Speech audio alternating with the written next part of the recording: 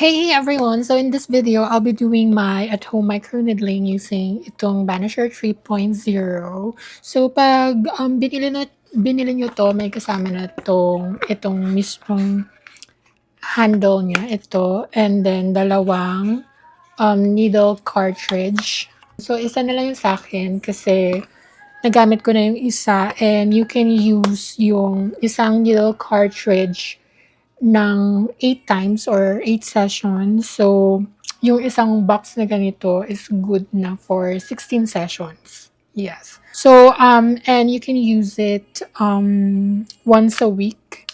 So, good for ano na to? Ilan yun? So, 8, 2 months, 4 months. Tapos, kung gusto nyo naman siyang ituloy-tuloy, may nabibili ng pangalan nito, hiwalay na yung cartridge lang para di ka nabibili ng, set ng paulit-ulit. Yes. And also, this has 0.5 millimeter length ng needles. So, let's start na. So, i-disinfect ko lang to muna, itong tool, with an alcohol.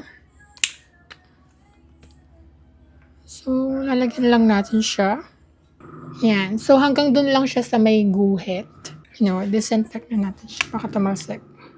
Ayan. So, i-disinfect na din to ng 5 minutes. So, itatabi muna natin siya. So, while I'm waiting na ma-disinfect yung tool, maglalagay muna ako ng pumpkin enzyme mask sa aking face before the procedure.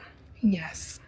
Yeah, so yung paglalagay naman nitong pumpkin enzyme mask is optional kasi hindi sa lahat ng skin type magwo-work to kasi this is a exfoliating mask. So, pwedeng ma-irritate yung skin kapag mag-exfoliate ka tapos saka ka magma-microneedling. So, yung iba need pangalan nito, mag-exfoliate muna. Tapos after mo mag-exfoliate, after a week ka pa pwedeng or after mga at least 3 days, ganyan, bago ka mag-microneedling para di ma-irritate yung skin mo. But in my case kasi, tawag dito, nagwo-work yung gantong, what do you call this? Procedure sa akin na okay lang mag-exfoliate tapos microneedling agad. Yeah, so, pwede na akong mag-microneedling ngayon kasi tapos na yung pagbe-breakouts ko, after, my retinol journey. Yes. Pangit na nung salamin ko, sorry. Okay, ayan. So, ibababad ko lang to for 10 minutes and then babanlawan ko na siya. And then, mag-start na tayo ng microneedling. Alright, so balikan ko kayo. Alright, so I'm back and nahugasan ko na yung face ko. So, pwede na tayo mag-start ng ating pagma-microneedling. So, na-air dry ko na din tong tool na to after disinfecting it. So, now mag-focus lang ako dun sa face ko na merong scars and also yung hyperpigmentation from my, acne or pimples. So, sa paggamit nito, kailangan mo lang siyang i-press 5 times dun sa area na gusto mong i-treat. So, like, for example, ito, gusto ko to. Gusto. 1, 2, 3, 4, and then 5. So, by the way, nire-rotate ko siya. So, parang pagka-press ko, as rotate ko siya, and then press, and rotate na naman. Press, and then rotate. Yeah, so paulit-ulit lang yon. So, focus ko lang now ay yung may mga hyperpigmentation, tsaka yung may acne scars. So, hindi ko siya ipapadaan sa whole face ko. So, here, may mga acne scars ako dito sa temples.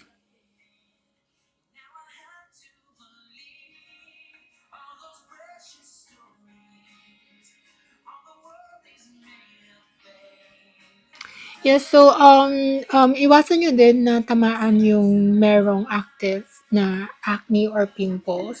So, more on naman nung nasa mukha ko is puro pimple marks na yan. So, I have few active pimples like ito, and also this one. So, ito naman marks na lang yan.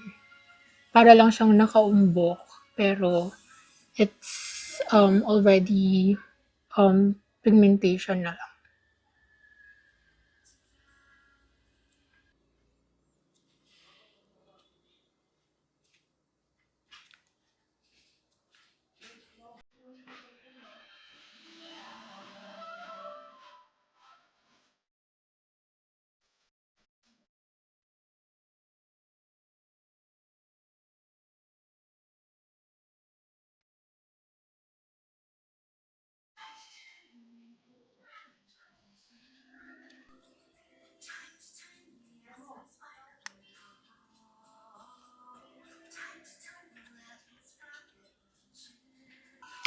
Yeah, so tapusin ko na lang siya off cam and then babalikan ko kayo.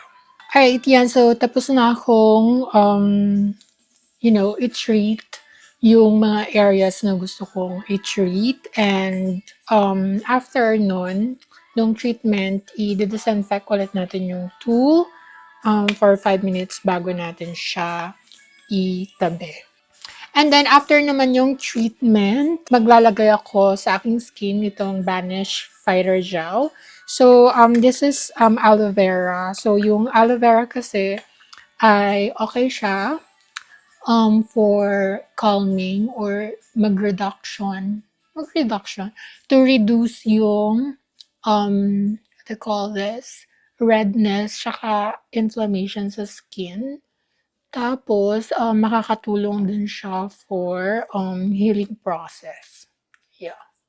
Alright, and then after nun, pwede kang maglagay ng Vanish Vitamin C Cream or Vanish Serum or pwede din namang parehas. Pero in this video, I will just only use itong Vanish Serum. So, focus ko lang din siya dun sa mga areas na dinaanan natin ng microneedling. Yeah, so that's it. So, ganun lang. Tapos na tayo. So, yun lang. So, thank you so much for watching. So, please don't forget to like and share this video, follow me, and subscribe na din po sa aking YouTube channel. Bye!